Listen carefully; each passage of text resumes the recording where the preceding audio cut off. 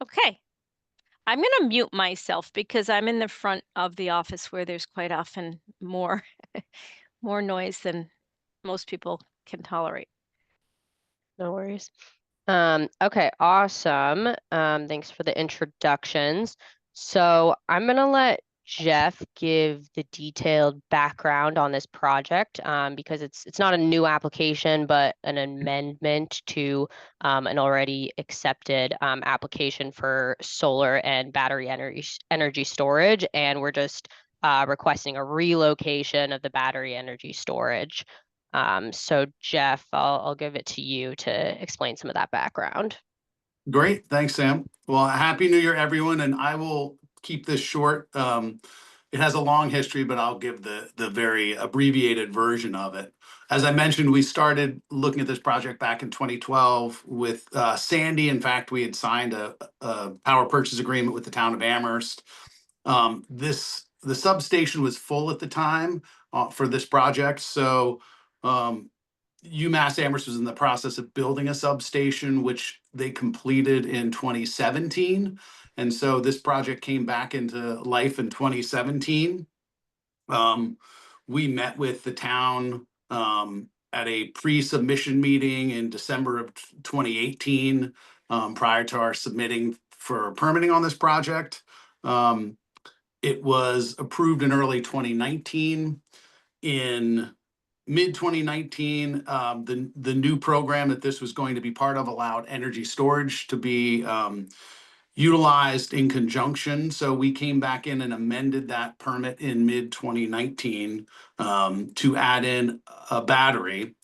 The battery was located in the solar array area, and Eversource was not satisfied with the battery being located in that northeastern quadrant. They wanted a line of sight from our interconnection points to the disconnect. So they refused to interconnect the battery, despite us having a signed agreement with them to do that.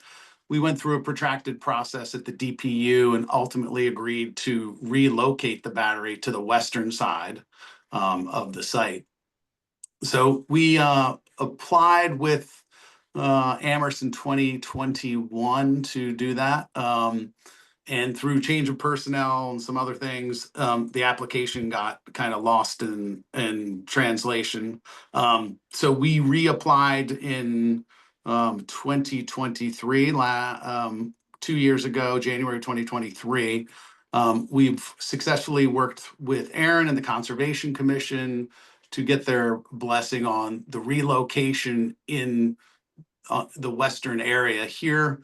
The Conservation Commission issued an order of conditions recently on that. And so we wanted to circle back, look at the initial application that had been filed in conjunction with this for an amendment to the underlying special use permit, and make sure that you had the most up-to-date materials. During the process with the Conservation Commission, we updated the battery to a Tesla Megapack XL2, which is really conforms to the fire department safety regulations and what we thought was really best in class from a technology perspective and from a safety perspective. So with respect to that, there were some minor site changes where we shrunk the site. So we had originally proposed a site in this area, and the square footage of it was reduced to satisfy the Conservation Commission and try to get outside of the 50-foot setback from the wetland. So since our submittal, we have a technology change on the one hand, and two, a slight reduction in the size of the project. And just wanted to highlight those two changes coming into this meeting and discuss what our path forward will be to conform to the planning board and ZBA's requirements in this next phase. Yeah, and I'll add that, so as Jeff said, we did meet with the Conservation Commission this summer and got our order of conditions. And then we also submitted an application to the fire department. So we've talked to Chris before, and that application is under review. So I guess our first topic, our first question is, I believe that in January of 2023 was the last correspondence about this amendment. And as Jeff said, we changed the technology of the battery and just shifted the site plan modestly, taking it out of the wetland buffer. But I think the question is, was that amendment from last year ever, was the review completed, or was that approved at all? And then the second question is, given these updates, should we just refresh all those materials that we had already submitted and then, resubmit for completeness? So we're just, looking to Yeah, you. so I can speak a little bit about that. My understanding is that the ZBA application that was submitted in January of 2023 was never acted upon. It wasn't put through the process at all. So it's sort of in limbo, you might say. We never, cashed the checks, and I don't believe we ever submitted anything to the town clerk. At the time it was submitted, we said to the applicant, and I think it was to Jeff, that you all needed to submit to the Conservation Commission, and until you did so, the Zoning Board of Appeals really wouldn't be able to do anything with the application. So I think my advice would be to withdraw your previous application. I don't even know if it ever got as far as having a number put on it, and submit a whole new application, new plans, new management plan, new information about the battery storage, new checks, everything. That would be the most, that would be the easiest way to deal with it, in my opinion. Okay. Yeah, that makes sense to me. And we have almost all of those materials ready to go. It's just a matter of compiling them. But so same materials like site plan, operation and maintenance, all our equipment specs. Yeah, all of that, right? Yep, and I think we need, and Jacinta would be the person to confirm this, a full-size set of drawings, an 11 by 17 set of drawings, an electronic input, and then, copies of all the paper materials along with electronic submittal. Does that correct. sound right? Yes, that's correct. Okay. Okay, that sounds good. And once that is submitted, what is the timeline for review? And then is there a public hearing that follows too?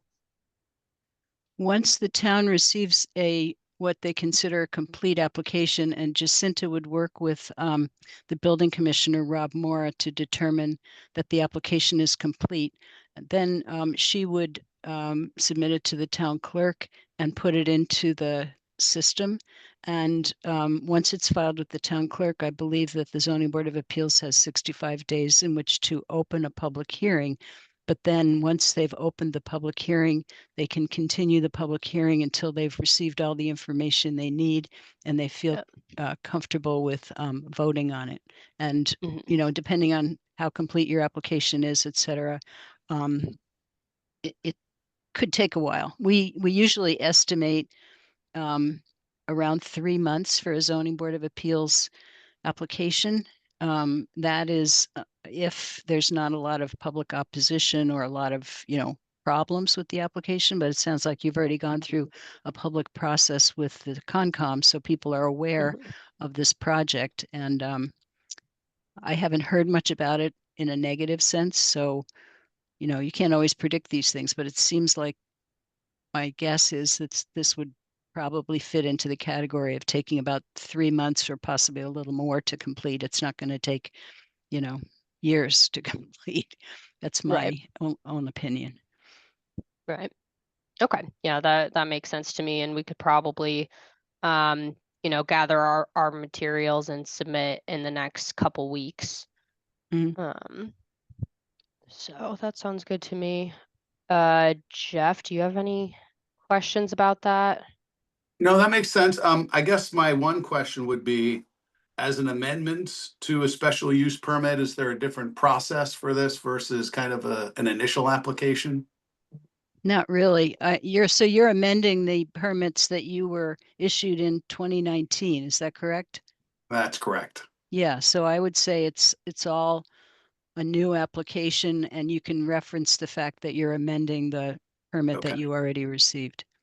Okay, great. Thank you. Understood.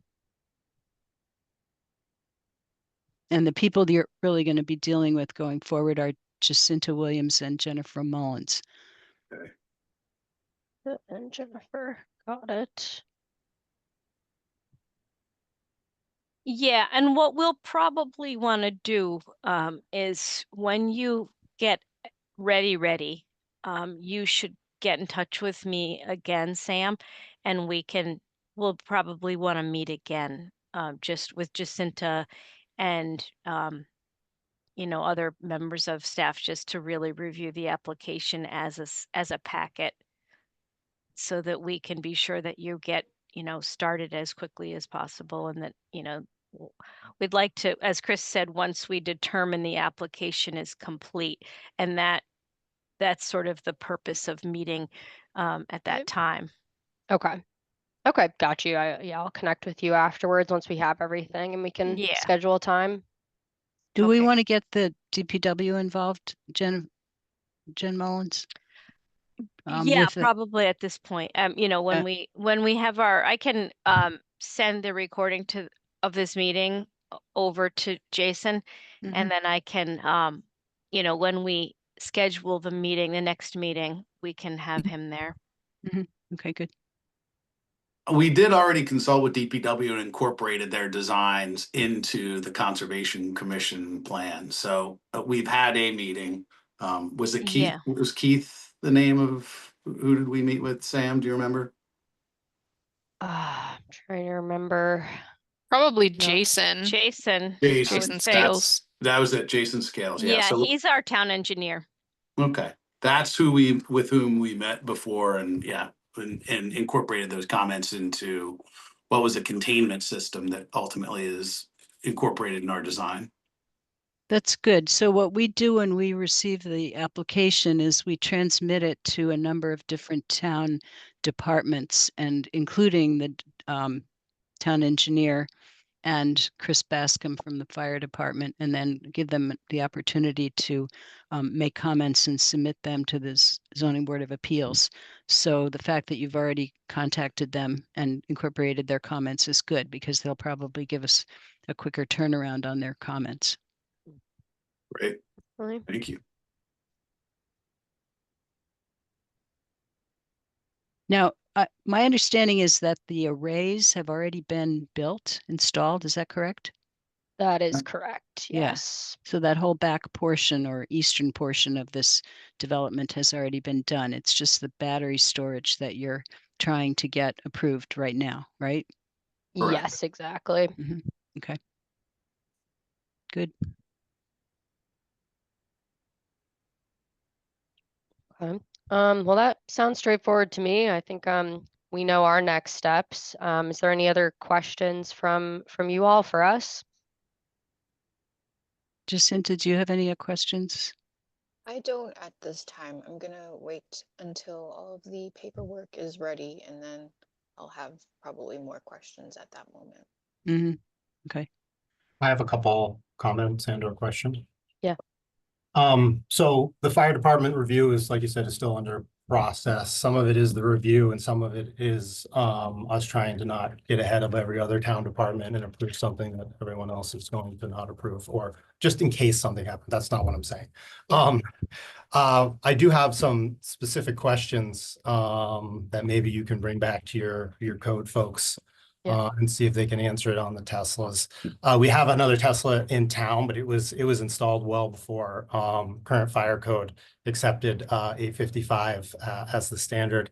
And 855 mentions both NFPA standards 68 and 69, which related to explosion protection. One's a deflagration and the other is just venting.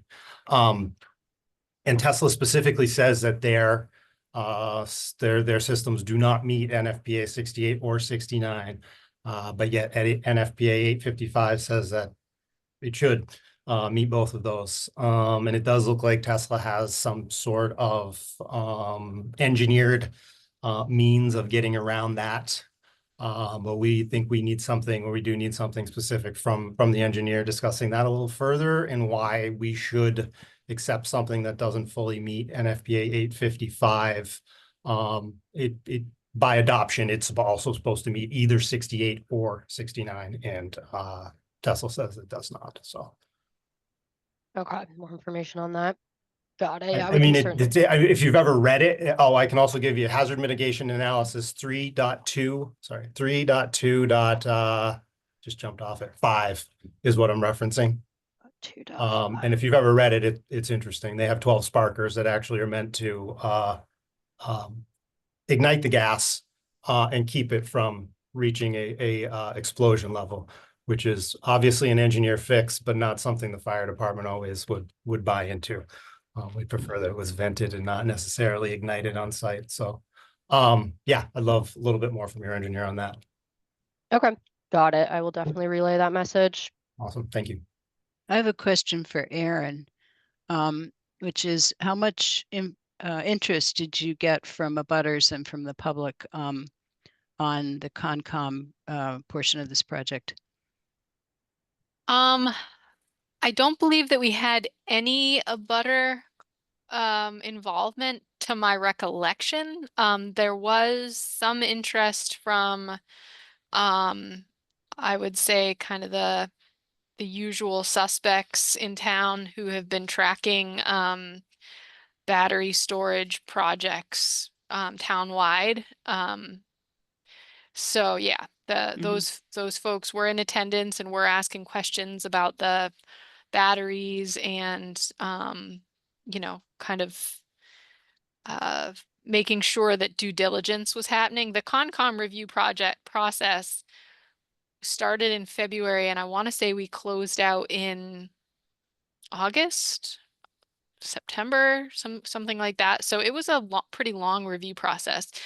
And at the end, there wasn't any public commentary. It was more at the beginning of the review process. Okay, thank you. That did take a long time then, didn't it? Yep. It did. It was mainly because commissioners got hung up on this the mitigation plan on this one. And it was because there was encroachment on the originally on the 50-foot no touch. There's a little encroachment on the 50-foot no touch with grading. But that was basically what sort of caused the lengthy review and a substantial mitigation plan that's associated with it. And I would definitely include that to the planning board when you submit, just so that they can see what, you know, what you guys are doing for mitigation on the site. Definitely. Yeah, that would be to the zoning board. Sorry, Aaron. Zoning board, yeah. The planning board may want to see this. It depends. What usually happens is that when an application is submitted to the ZBA, one of our staff people reports about that to the planning board, and then the planning board has an opportunity to say whether they want to have a presentation about the project, and that is for the purpose of offering recommendations. So they don't have a role in permitting, but they do sometimes want to offer recommendations to the Zoning Board of Appeals. So we will see whether the planning board is interested in this or not, given the fact that it sounds like most of it has been built already, except for the battery storage. My guess is that they're not going to want to review it, but you know, it's up to them. So I just wanted to let you know about that.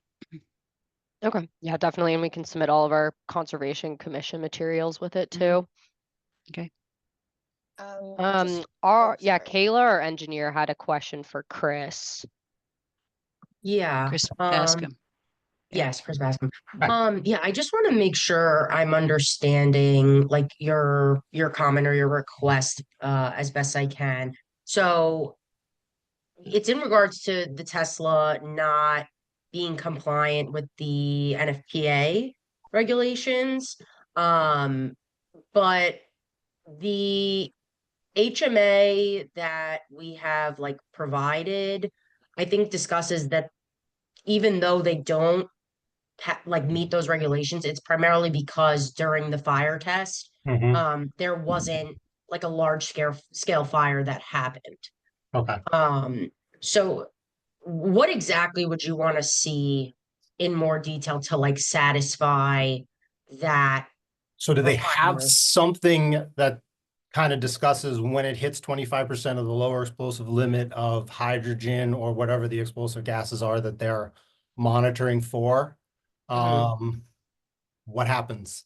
So these sparkers ignite and then they ignite the gases. And I assume there's been some kind of testing that shows there's not some type of a blast wave or shock wave that occurs as a result of the ignition. But obviously that would be dependent on particular gas that's ignited and the concentration of the gas at the time. Well, there are deflagration panels that are work in conjunction with those sparkers Okay. to create Wait. smaller. Is that on in the, is that on Yes. the hazard mitigation now? Yeah, maybe we should just Yes. meet and love to discuss it. Okay. we Okay. don't have to Yeah, I have- we just don't- wanted to make sure because I didn't know if that was, understood or communicated. But yeah, there are deflagration panels that Tesla has designed such that when these mini, or I don't want to call them mini, but when the sparkers ignite these gases, they create more controlled like explosions such that those deflagration panels blow so Right. that there's better not if like a it's happen. huge Right. explosion that occurs. It's not contained, so there's no pressure. Yeah. Exactly. Very good. Exactly. All right. Yeah, we should have a meeting and discuss. Are you on my application so that I can send you direct messages and we can, or you got my email from this? I should this be able to list? get your email. Yeah, Perfect. that's not a problem. Yeah. Yeah, let's set something up for the next few weeks and let's discuss. Okay. Okay, sounds good. Thank you so much. Yeah, no, thank you. Oh, one other thing I should mention, Jacinta and the Zoning Board of Appeals will probably want to make a site visit. So you should plan for that into your, plan for the process. Okay, definitely. And also, we're looking at dates now in March. We're kind of booked for January and February. So if you're planning on submitting the application, hoping to get into, on the agenda for maybe late January or February, just know that those are pretty much booked. Okay. And we are now looking at dates in March. So. Good to know. Thank you.